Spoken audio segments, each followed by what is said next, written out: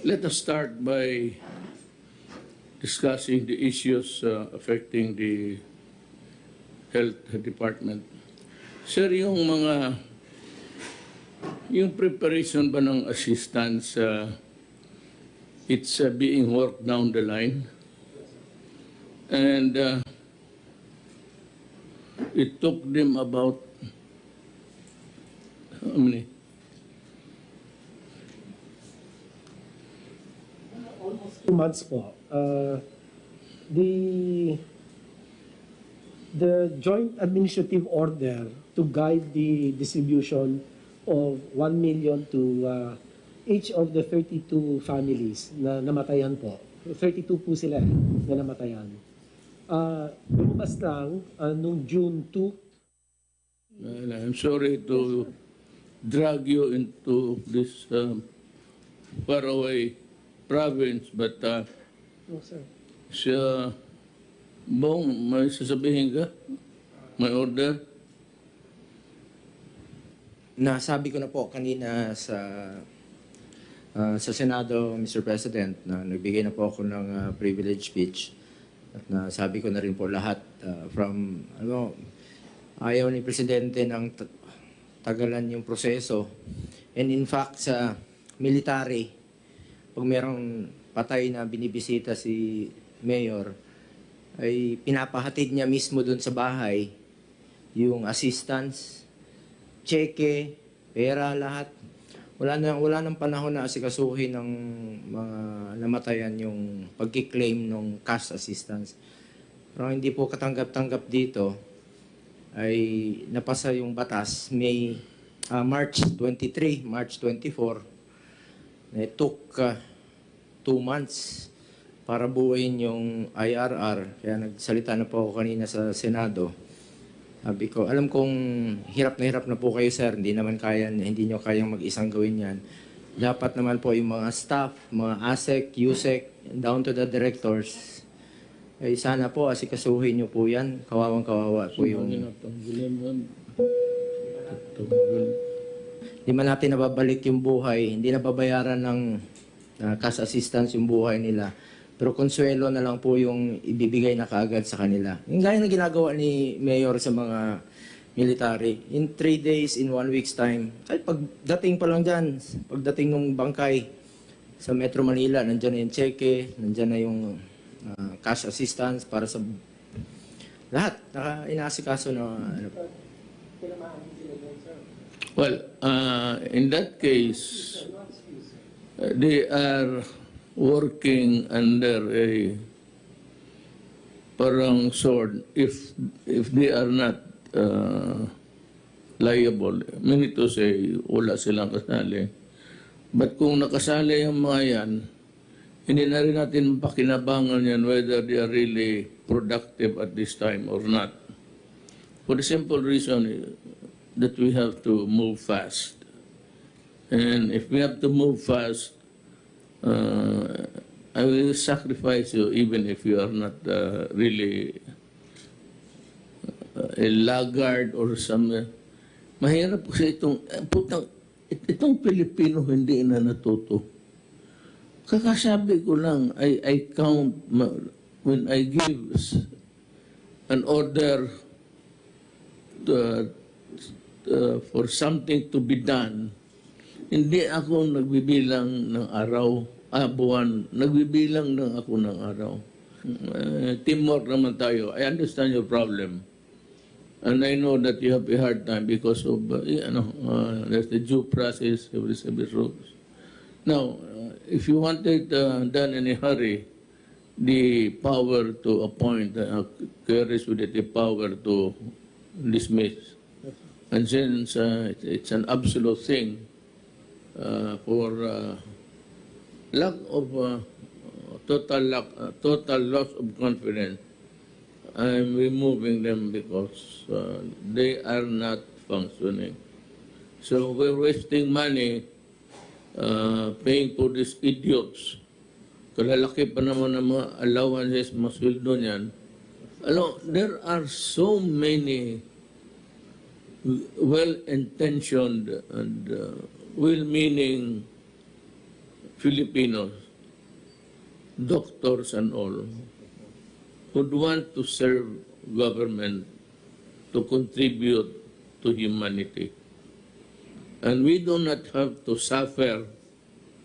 Itong mga to, alam pa nila na ginagawa, nobody was asking who's doing the task today. Nobody was asking o saan ba yung natapon yung responsibility of preparing the implementing rules and regulations. That was what they were saying na wala.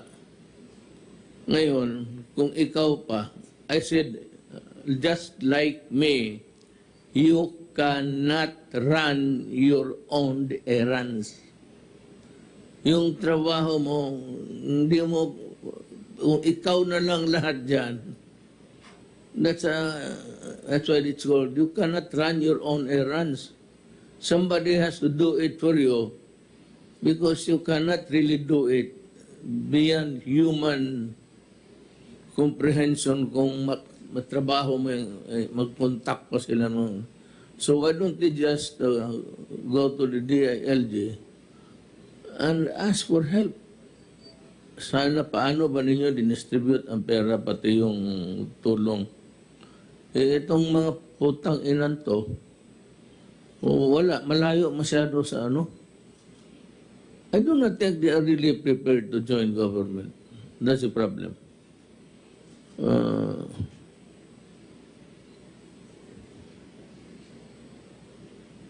Ayaw ko kung ano mong sakit nito. Wala naman tayong racist ano dito na gaya Amerika. There's a riot going on. Riot or riot. There's a riot going on all over. And seems to me that there is no end in sight. Mabutit na lang hindi tayo ganun. At na-timing nga naman that the Filipinos are really law-abiding. Imagine if America to, how can you enforce the lockdown and the sequestration, itong quarantine?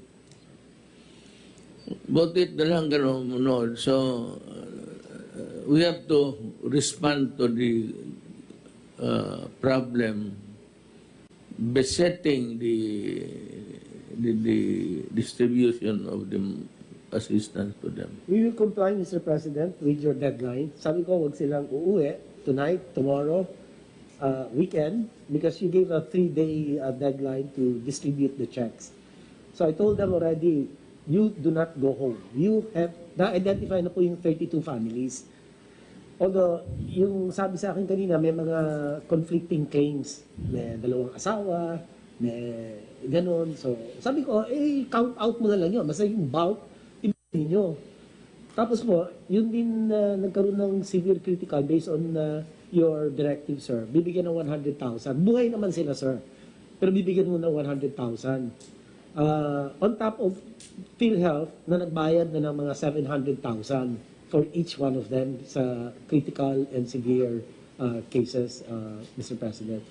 Yung pinapatutukan ko po, yung 32 families na kailangan po yung ayuda nila na 1 million based on your directive, dapat yun i-release. Ilagay na, cheque, padala, dalhin kung saan yung mga pamilya. Kasi nakakahiya talaga, sir. Namatayan na nga, tapos nagpawardi-wardi yung mga tao ko na parang walang sense of urgency, sir. Yun ang talagang sama-sama po ng loob ko, Mr. President. That's why in the beginning, I said that all financial matters, be it in the form of assistance, naibigay ko na nilipat ko yan sa kay Galvez, sa military para madali. And, I do not want also to downgrade your department kasi mawalaan ng identity in the national narratives of what government is doing. Ako, anything, baski na sabihin mo, palamura, hayaan ko na lang yan. Huwag lang korupsyon talaga. Hindi pwede korupsyon. Magto 2 years na lang ako, tapos mag-iwan pa ako ng dirt dito sa...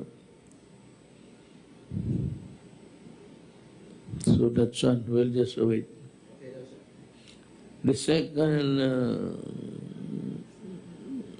urgent, yung delivery also of the assistance to the different, indeed, the indigent people, yung sa bukid. Do we have the mechanism for this already? Well, we can, but should not jeopardize the lives of the soldiers who are there just guarding the... Kung okay na yan ang distribution. So if there's any problem, Del, but is a General Galvez, you can bring it out now. Bring it out now. Kung may problema kayo. Mr. President, yung pinagtutuan na namin ng pansin ngayon, yung repatriation pa rin ng mga OFWs at seafarers dahil ayaw nating maulit yung nangyari noong nakaraang buwan na naipon sila sa Manila at may umabot pa na isang buwan. So, itong nakaraang araw, nag-meeting kami nila Secretary Bello, Secretary Anyo, Secretary Galvez, at saka yung ibang pang mga ahensya na involved dyan. At napagkasundo namin, Mr. President, na pagka dumating yung OFW, pag dumating yung OFW, maximum araw na manatili sa Manila ay 5 araw lang. Could be less, but the maximum is 5 days. So, nandyan na po yung aming sistema. Okay na yung ating mga testing. We have enough testing facilities now all over Metro Manila. And kayang-kaya na ho natin yung darating ngayon. According to Secretary Bello, mayroon pang mga 42,000. So siguro ang gagawin namin nila Secretary Galvez at Secretary Anyo ay control natin yung pagdating. Siguro 1,200 a day. 1,200 a day. Kung medyo lumuwag-luwag pa, we can increase that to 1,500 or 2,000. And then, para mabilis yung ating processing. Ngayon, Mr. President, maliban sa OFW sa seafarers, marami din tayong mga Pilipino na nasa abroad. Hindi sila workers, mga returning Filipinos na naipit, mga turista na naipit doon sa ibang bansa, estudyante, at saka yung mga permanent resident ng Pilipinas na mga dayuhan. But they have their homes there. Kasama na ho yun sa ating ipaprocess. So, pero separate sila doon sa OFW dahil yung OFW at saka seafarers, tayo sasagot sa kanilang mga testing, yung overseas Filipinos na babalik, ay sa kanilang gastos po yun, Mr. President. So, maasahan po ninyo na itong darating na araw, ay maayos na ito, smooth na itong ating processing ng mga OFWs. Yes, I would just like to know if there is somebody on our end in gobyerno doing the orchestration there para there's a sense of order in their coming back, calibrated para hindi tayo maipit. Yes, Mr. President. Ang arrangement ngayon, yung DOLE, yung labor attaché doon sa ibang bansa, nakikipag-coordinate sa DFA para pag bago pa lang dumating dito, bago pa umalis, alam na namin kung sino sila. E pagdating diyan sa airport, andyan din yung ating task group, one-stop shop sa airport under Secretary Yano. Mahigpit po ito, Mr. President. Magaling itong si Yusek Yano. Ka-appoint lang namin ito nakaraang araw at salagang hindi niya tinutulugan doon sa palagi. So okay na po yung ating orchestrate niyan. So DFA, yung Labor Attaché, mag-coordinate sila din. Punta dito sa DFA yan, tapos kasama na rin ang Dole, and then ilagay natin doon sa one-stop shop para pagdating nila, alam nila kung mga pangalan, alam nila kung saan pupuntang probinsya para mabilis na yung ating monitoring. That's good. Kaya pala, Mr. President, yung inyong order na ipadala natin sa probinsya yung 24,000. Oh, pasa na po. Okay, okay na po. As of end of June of May, yan na po ang naipadala natin sa mga probinsya. Yeah, the day that we learned about the plight of the returning overseas Filipino, we were able to implement a solution for them to be back home. This should be our number one worry because they are Filipinos.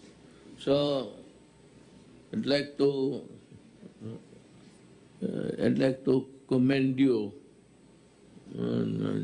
General Galvez, for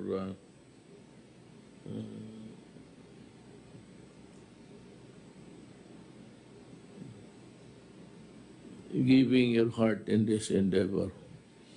Alam mo, nung maliit pa kami, sir, bahay namin malapit lang rin dito.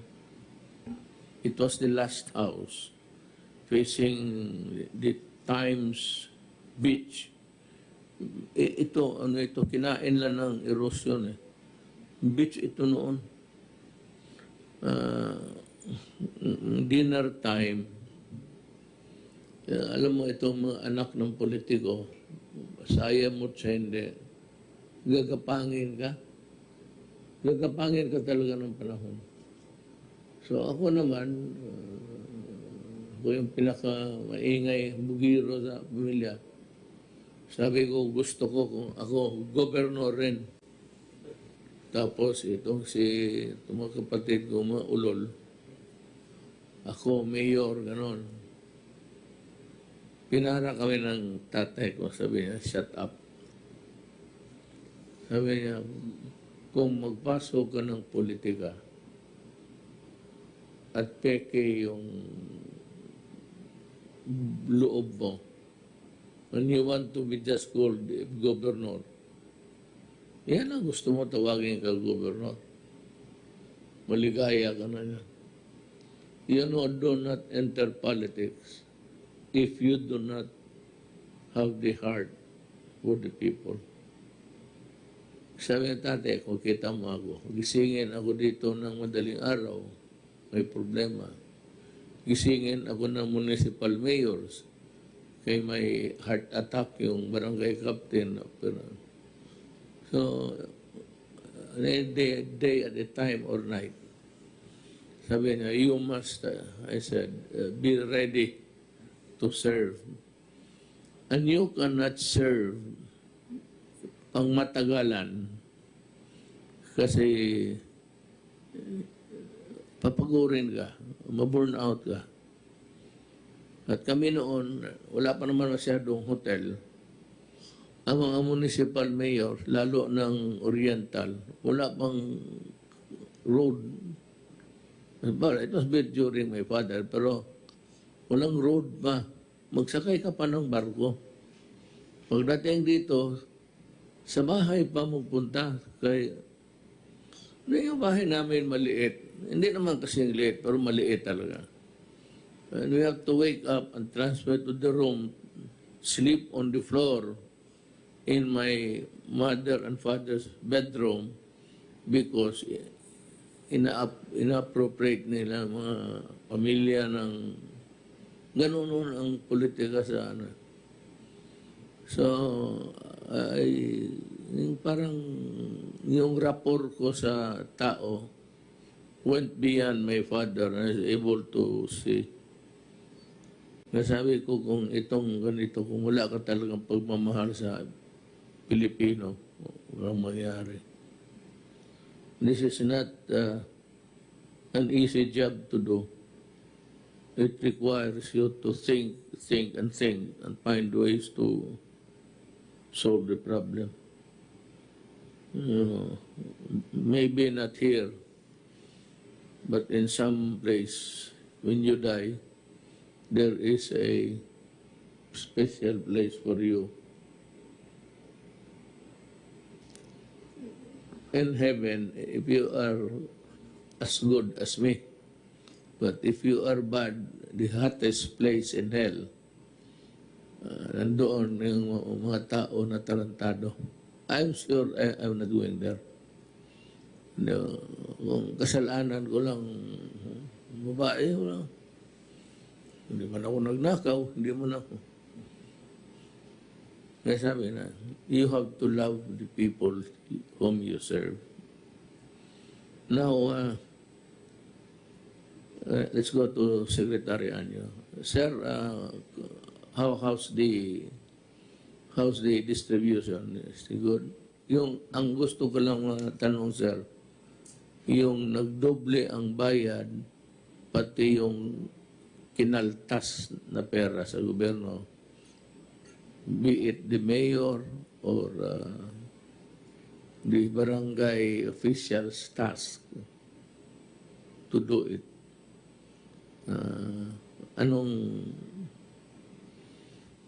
Opo, Mr. President, tuloy-tuloy po yung pagkuha namin ng mga pangalan at pagkaso sa mga barangay officials nito.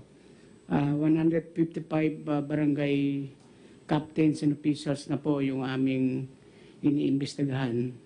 At ang 3 po ay nai-refer na namin sa ombudsman. Maganda po rito, marami nang nagsasalita. Kasi po lahat ng mga nakatanggap ay ipinaposte namin yung kanilang mga pangalan sa mga barangay halls para makita ng mamamayan kung sino talaga yung mga nakatanggap.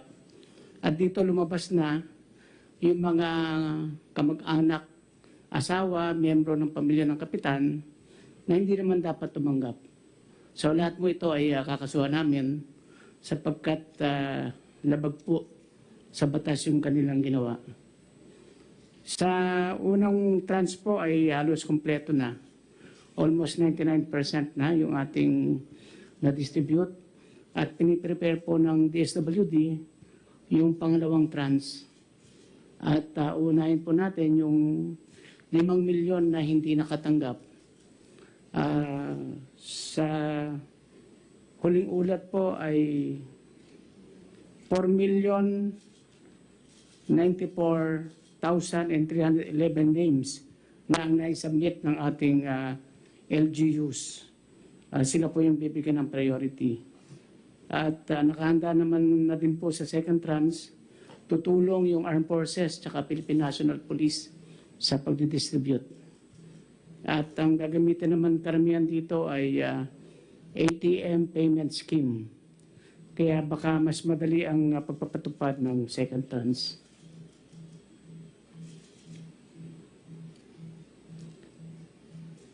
So tuloy-tuloy po, Mr. President, yung pag-iimbestiga natin. At maraming pangalang dumarating sa amin. Yung mga, ang sabi ko nga po, yung mga kapitan na inilagay yung kamag-anak, miyembro ng pamilya, doon sa listahan ng mga nakatanggap, pati na rin po yung mga nagdoble. Tuloy-tuloy po.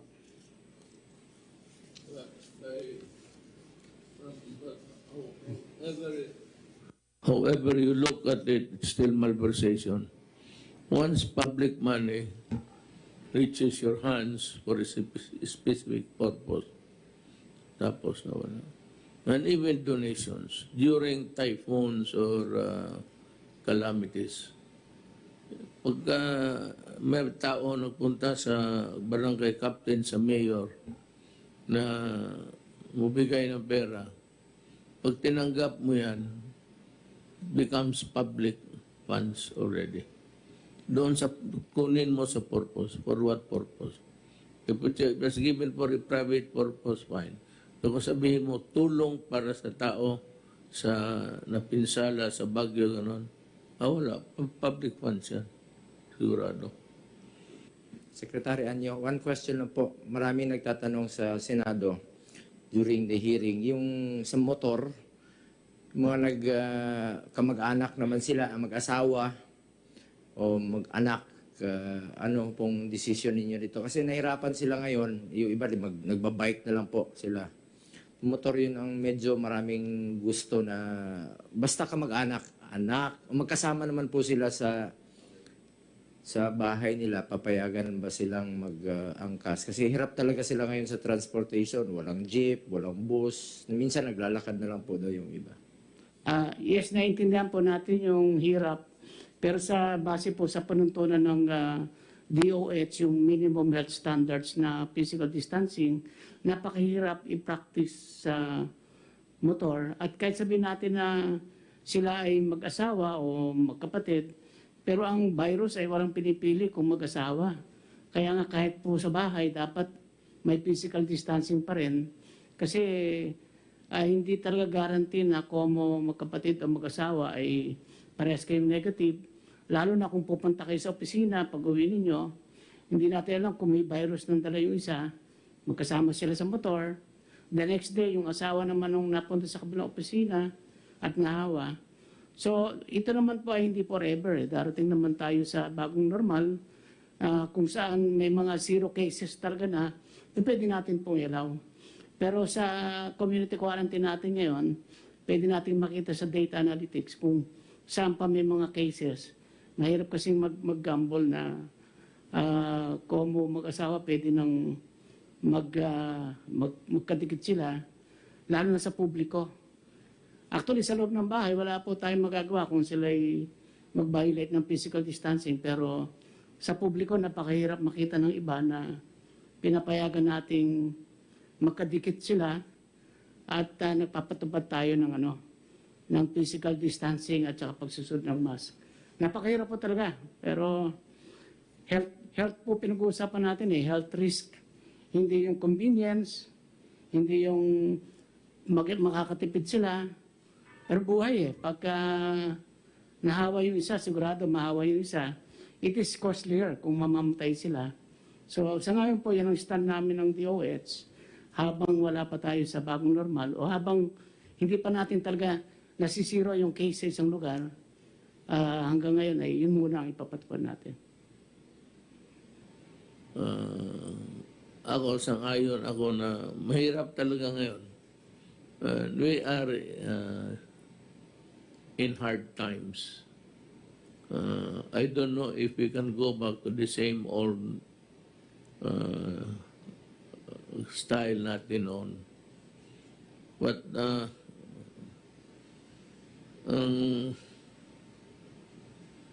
ang mukha ko na lang nakadikit palagi sa CNN, especially when it comes to the doctors who will be talking. The earliest that we can have, not have, the earliest that mayroon na sila, they're in the final stage of testing. Ang Moderna,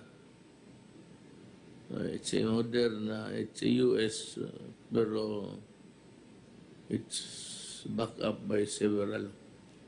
Mukhang mauna ito sila. And said is a mid-summer available na. But they can only produce 200 million. And that is only good for America, something like 3.14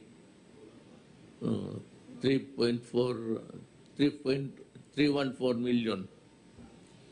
Sila kulang pa yung, well, kung ibigay nila, if they will share the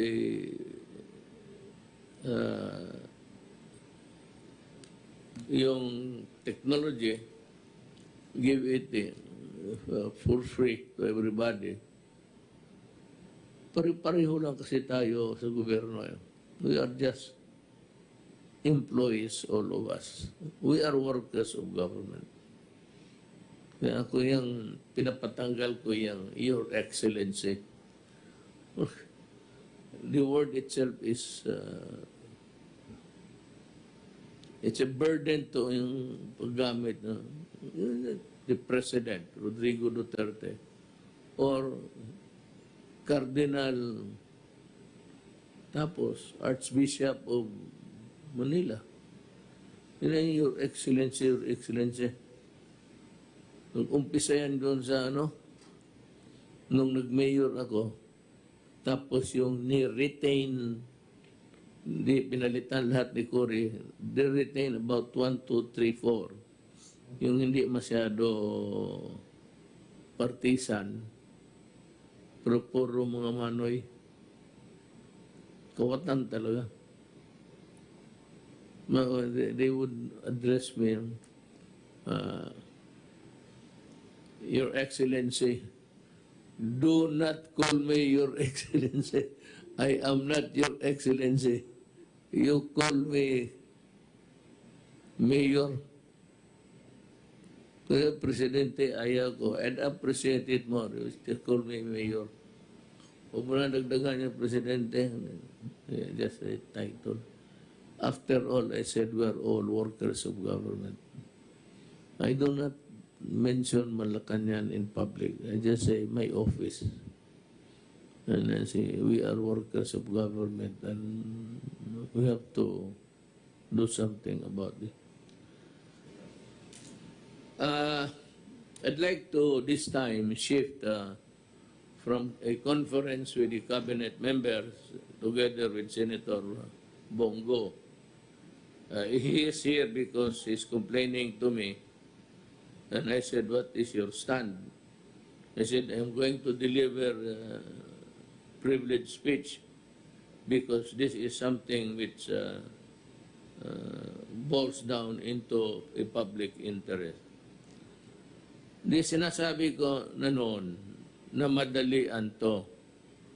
Itong mga assistants dapat dumating kasi nga pagkain ng iba. Kung pagkain, mabahaw na yan, mapapanis na. Kaya pati yung mga bigas, sabi ko, it must be delivered forthwith. Or, another word for that is immediately. Ang nangyari ho, dito sa release ng namatay at nagkasakit, at yung 1 million sa namamatay, iutos ito sa bayanihan act. At bakit?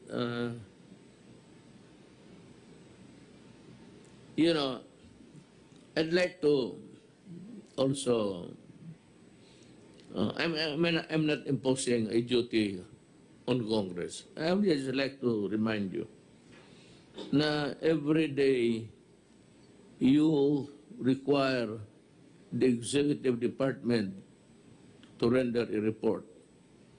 Every day yan. So dapat nakita na rin ninyo, nasilip na rin ninyo, bakit wala yung tulong sa namatay pati nagkasakit. Parang assistance, in the form of assistance. Yung 1 million para sa namatay, lalo na yung mga doktor, hindi dumating. Tinanong ko ngayon si Dr. Doke, the Secretary of Health. Sabi niya, he's been reminding his staff every time that they meet na to carry up itong tulong. Ngayon, ang sa speech ni ata ni Bong, sinabi mo na you are recommending for the ouster. Sabi ko, Mr. President, kung ayaw nilang magtrabaho, marami pang gustong magtrabaho. Ayaw nila magtrabaho. You know, putang ina, 2 buwan itong litsing ito. I mean, can just imagine 2 months. Tapos ang sekretary ng binubugbog araw-araw kasi wala siyang gawa. Sino palang paggawain ni Doke dito? Ang Bureau of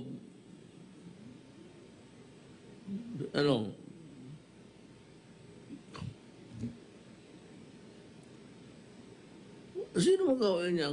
Paggawain niya, yung Department of Health.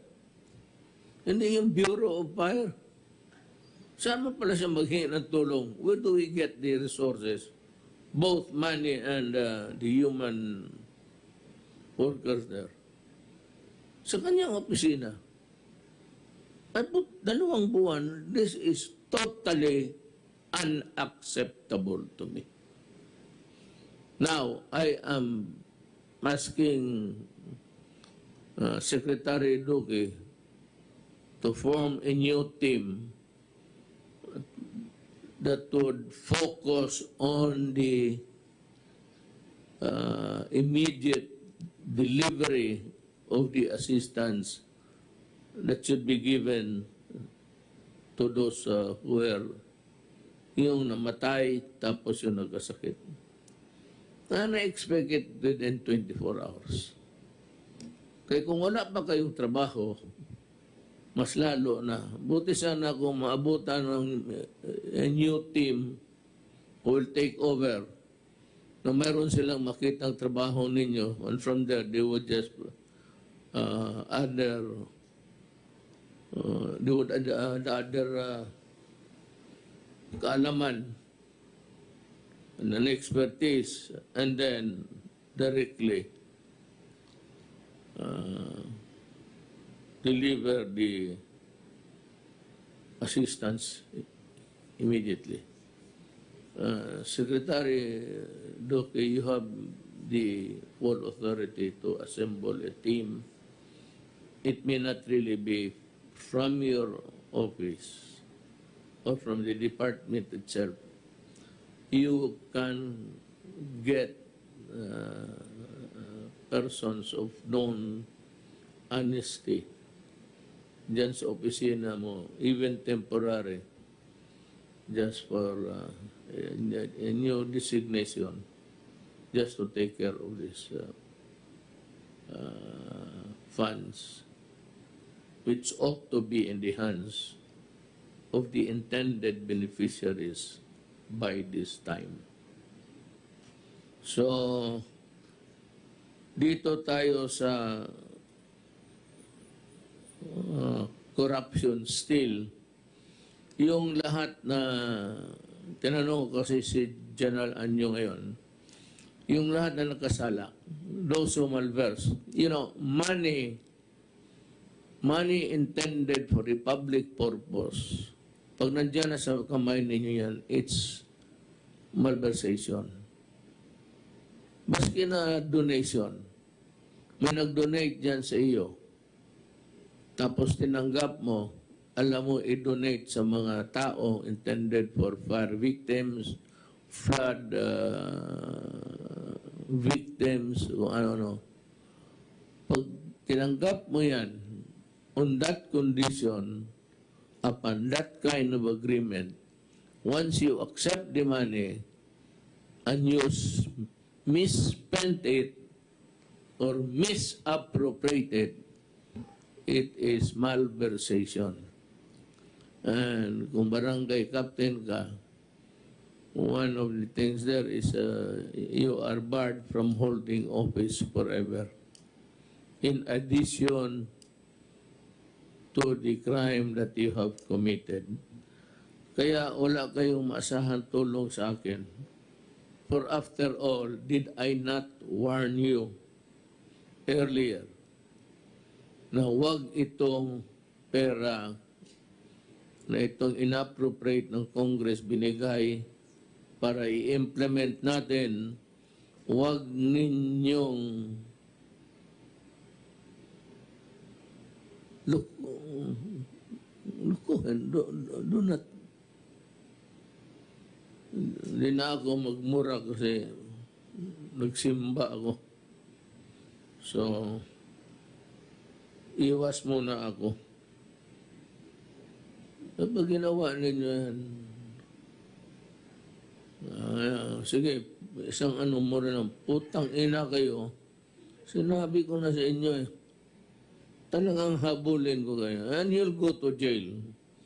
Para may example ako sa panahon kung wala na ako dito pagka-presidente. Pero yan, serving 25 years, serving 15 years in prison. Those are the corrupt guys. Dito sa taas, mga marunong ito. Pero mayroon akong last week na dinismiss na sino gani mo? Sa Department of Defense. Office of the, pero under siya, Office of the Civil Defense. Siya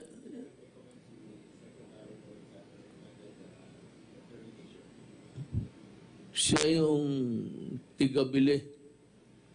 Siya yung purchaser. Tapos siya rin yung doing what he wants with the money. Sabi ko, hindi ninyo pera yan, huwag ninyong gastusin. Hindi yun. Kayo naman, yung mga scam ngayon, mga mask, mag-order kayo through online, Sos Mariosep. Huwag kayong do not go for that kind of shit, yung magbili-bili kayo online, mag-mask. Tapos ang kakatext inyo is from Pampanga, from Abra. Saan sila makuha ng mask noon? Wala nga dito sa Manila. Dito kayo sa Manila, sa mga hold-upper, pwede pa. Pwede kayong bumili. Mayroon pa yung putang in-stock ng mga animal na yan. Wala dito. So be careful about lukuhan to ngayon. No, the best is give me the goods, I pay you. Or better still, give me the goods, I will examine it. If it is really the one that I ordered, then I will pay you. Huwag kayong bumili ng mga online na lalo na magpadala ka ng pera. I'd like to address this to everybody. Mga kababayan, do not fall for that thing online. It has never been perfected. And all the scams that man could think of that they can perpetuate on the innocent public, pinag-aaralan nila yan. Ang iyo dyan is, i-deliver mo, tapos tignan mo yung maskara. Kung hindi isang ayon sa in-order mo, papasukin mo sa loob yung nag-order ng nagdala ng mask. Talian mo. Pagkagabi, maghanap mo ng sakyan, ihulog mo sa Pasig River. Mamili ka. Maraming tulay dyan. Alas 3 na madaling araw, wala na dumadaan dyan. Baski anong ihulog mo, wala nang makialam dyan. Itong mga animal na ito, they take advantage of the misery of people. Kung ako, yan ang gawin ko sa inyo. Talian ko yung paa ninyo, pati kamay ninyo. Saksakan ko yung bunganga ninyo, yung medyas ninyo mabaho. 5 araw na walang laba. Tapos talian ko ng panyo. Ihulog kita sa Pasig. So, yung mga ano, nandito na naman tong mga ano, gustong lumabas, basta kung labas ka, if you are those allowed to go out, do not forget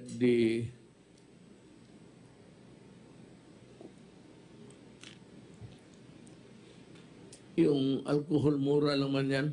Huwag marami, isang tulo na. Bibang, akin na lang ito, maganda. Ganon lang yan, wag mong, 3 drops. Tsaka, for all government workers, lalo na yung cabinet members and the senators and congressmen and the bureaucracy, yung bureaucratic echelons. Sinabi ko I said this when I was bago pa akong mayor.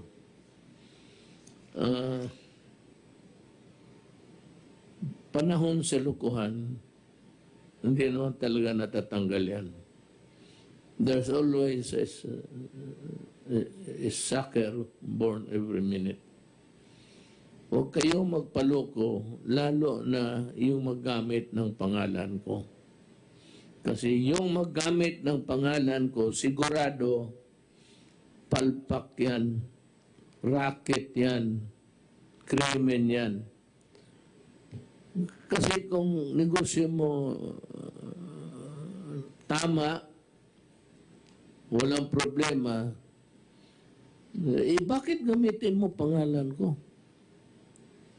So, if they go to my son or sons, or my daughter, si Inday, pero just to emphasize the point. Maski sinong magdala na Duterte siya, do not entertain. Sabihin mo, ma'am, sir, pwede ho kayong lumabas. We are not allowed to entertain you. And whatever you are asking from us, it has to be denied. Even if it is meritorious, even if it is correct on all fours. Hindi ho kami dapat mag-entertain. Huwag na naman yung pagalitan para hindi naman pwede ho kayong umalis. That's kasi si Mayor hindi talaga nakikaalam kailanman. Kailanman hindi ako nakikialam ng wala nga papilis tumadaan sa table ko, either di sa bahay o sa opisina. Basta transaksyon na perang mga reclamation, mga billion MRT. Kita mo itong land registration. Away-away na sila kasi 1,000 hectares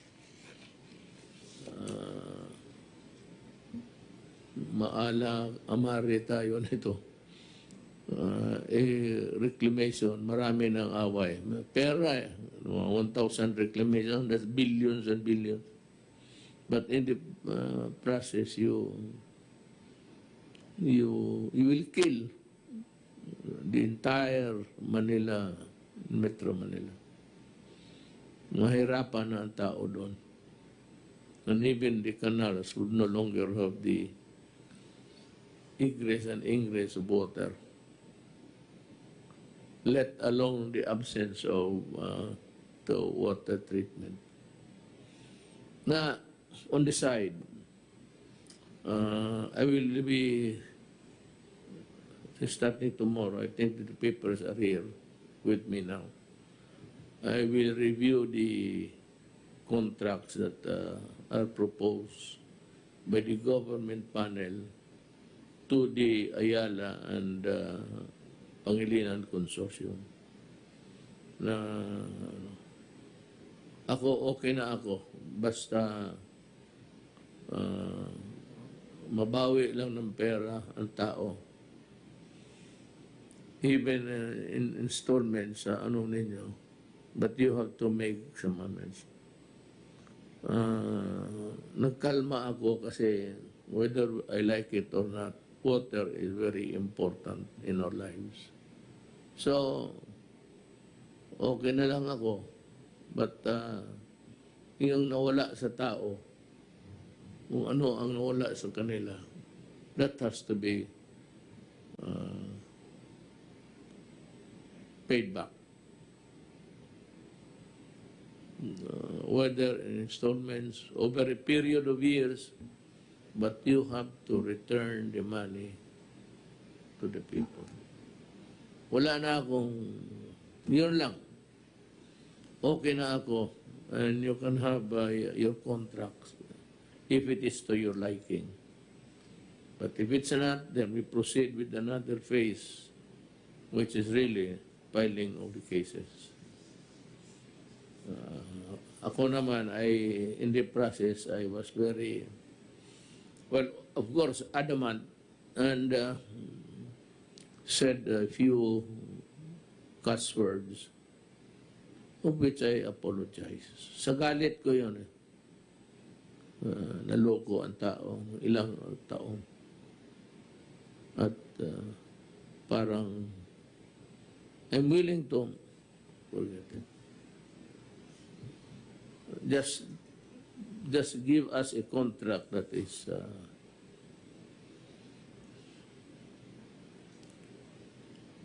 fair and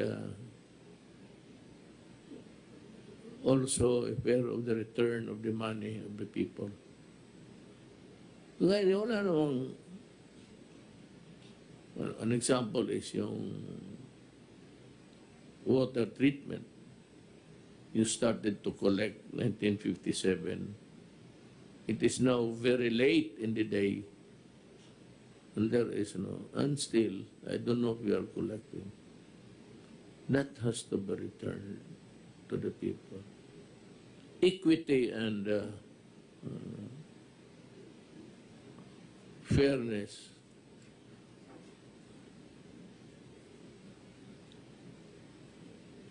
requires that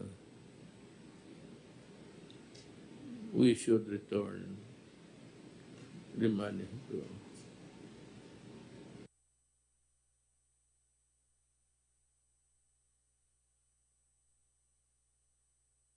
there's a letter from Congressman from Cebu.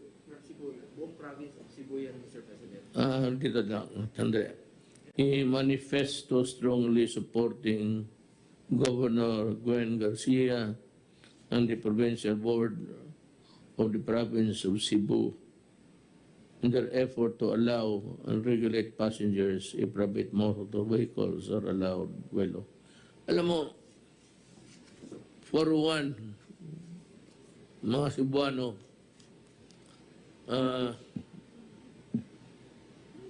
nanalo ako sa Cebu by binigyan ninyo ako ng boto na makalilisang. You supported me to the hilt, and one of the factors that gave me the victory in the presidential election.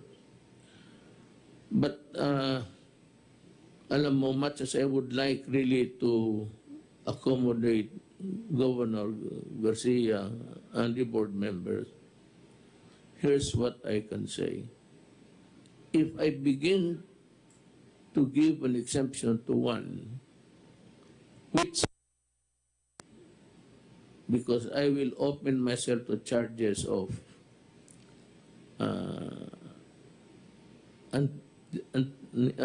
anti-graft law, giving another an undue advantage. There's a provision there, it is. There is the third sentence. Giving undue advantage to the other, to the prejudice of another. Giving advantage to a person to the prejudice of another in a matter of ganito. So, pag binigyan ko kayo ng exemption, and the others will follow, hindi nga siguro magdemanda, but others, not from government, we want to just test the capacity of a president of breaking the law. Kung idemanda talaga ako, I'm a prosecutor, I said before I became mayor, I think may tama ako dyan. That's one. I go to prison. Second is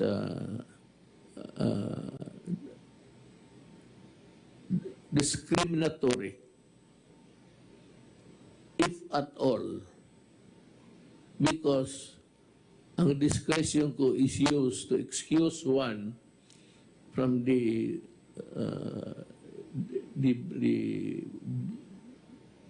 burden of the law that is placed on another.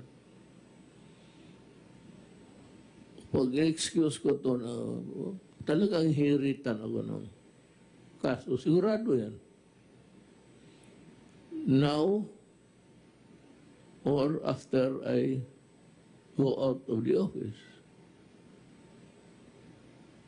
Ang tinatakot lang naman nila sa akin na ipakulong nila ako sa International Court of Justice, Criminal Court. Eh, hindi man ako naniwala dyan. Pero dito, Philippine setting, talagang mayayari ako. If somebody will file a case, yan ang mahirap sa prayer ninyo. Gusto ko, alam ko hirap kayo. Sabi ko nga, asawa mo yan. Alang-alang ipaangkas mo sa ibang lalaki. Kasi maghawak sa katawan yan. Mind you, kayo nagasakay, nag-aangkas ng motor. Huwag kayong maghawak dito sa side lang, yung sa upuan. You have to place your hand around the guy. Tapos, hindi naman mag-embrace, but para hindi ka mahulog. At yung bump ganun, kasi ang katawan niya, magbabalance-balance yan, kasama ka na. Kung saan yung katawan niya, sabayan mo. Now, I'm sure that many are not so happy with their wife embracing the motorcycle driver. Kaya nga, the law is hard, but it is the law. Wala talaga akong magawa. Itong akin po, hindi, it's not my discretion. Just because I'm the president does not mean that I can ignore the laws of the land and favor. Wala akong ipagmalaki na sa gano'n.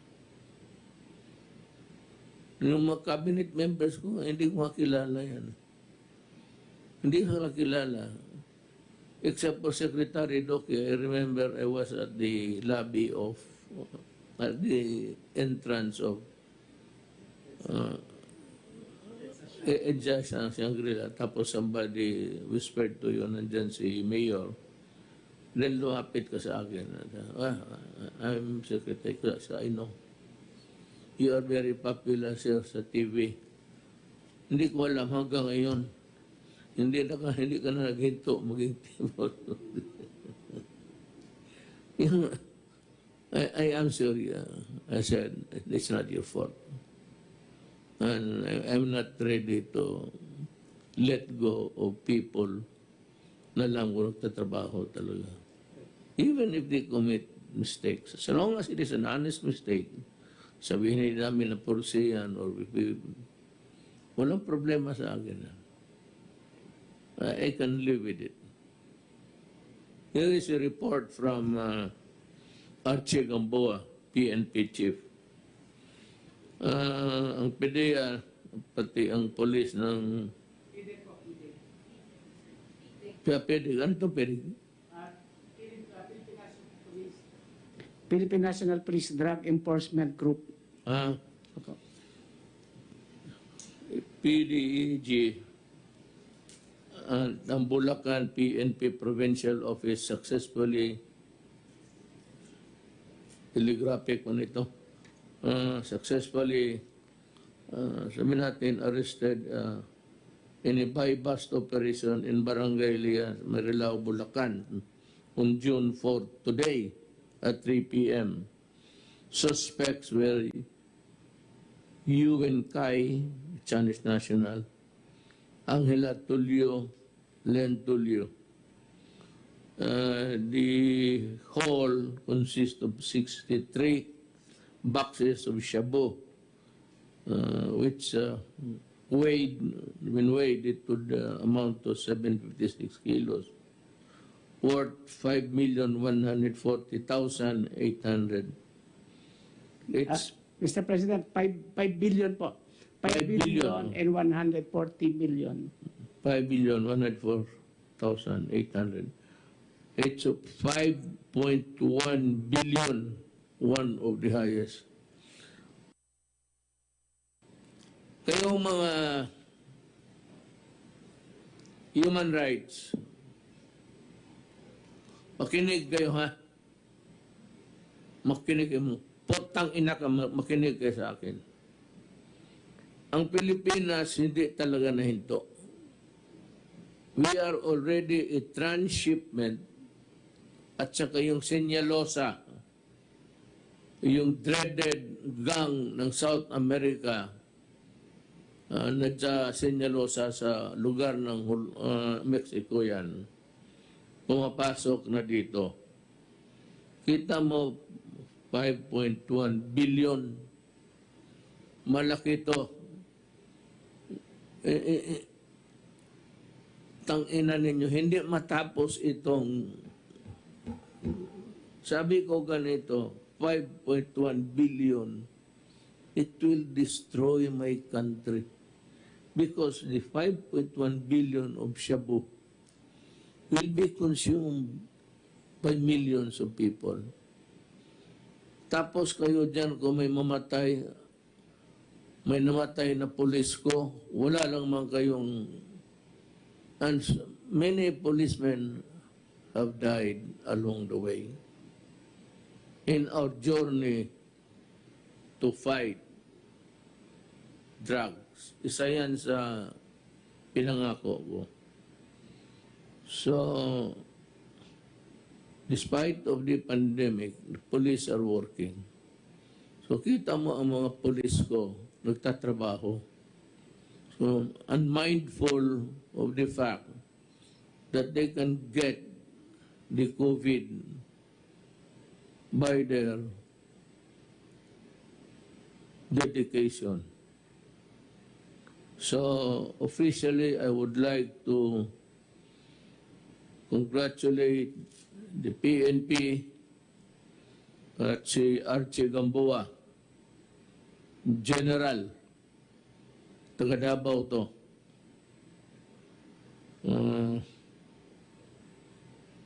You have my snappy salute. I will talk to you when I go back to Manila. Hindi talaga mahinto itong, whoever said that ang shabu na, every day, you look at the crawler, yung tumatakbong linya dyan sa TV yan. You call that a crawler. Ko-crawl, kamang crawl. Gapang. Kamang is Bisaya, gapang pala. Pero ang Bisaya, kamang, may ibang mangamang o kuwan. Mangawa, mga kamang o uyab. Ito kina 5. Tapos idemanda ninyo ako ng ano? Ng human rights. Ikaw, Trillanes. Maligaya ka sa nangyari sa buhay ng Pilipino ngayon. Puro ka lang daldal. Always complaining. And yet your kapwa mo sundalo nagtatrabaho. Mamista mo nagtatrabaho. Ikaw, you rebelled against government, almost destroying the republic. You've been a senator, you did nothing but to glorify yourself. Now you are criticizing about still itong droga. It's 5.1 billion and you might want to check it out. What I'm saying is, aside from the NPA,